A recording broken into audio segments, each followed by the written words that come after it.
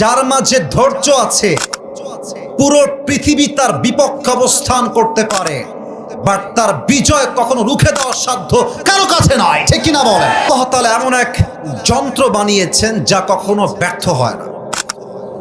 এই সবরকে আল্লাহ তাআলা এমন একটা তীর বানিয়েছেন যা কখনো লক্ষ্যভ্রষ্ট হয় না। এই সবরকে আল্লাহ তাআলা এমন একটা বিজয়ী সৈনিক বানিয়েছেন যা কখনো পরাজিত হয় না।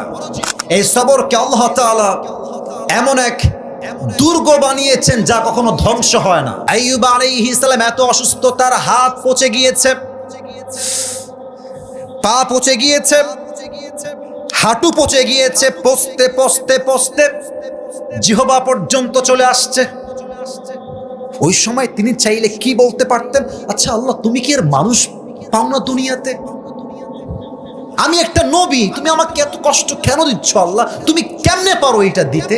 উনি চাইলে বলতে পারতেন, চাইলে বলতে পারতেন, কিন্তু উনি কি বলছেন? আল্লাহ ইদনাদা রাব্বাহু আন্নী মাসানিয়া যুররু ওয়া আনতা আরহামুর রাহিমিন। আল্লাহ, আমি হলাম ক্ষতিগ্রস্তের শিকার, and you are the most merciful,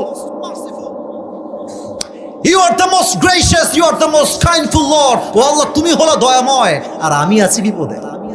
তার মানে দয়াময় রবের জন্য এটা দেখা যায় না যে আমার বান্দা বিপদে আছে। আল্লাহ বলছে আইয়ুবের এই দোয়াটা আমার কাছে এত পছন্দ হয়েছে, তার ধৈর্য আমার কাছে এতটা পছন্দ হয়েছে, ফাস্তাজাবনা লাহু ফাকাশাফনা মা বিহি মিন দুররি ওয়া আতাইনাহু আহলাহু ওয়া মিসলাহুম মাআহুম রাহমাতাম মিন ইনদিনা ওয়া যিকরা লিল আবিদিন।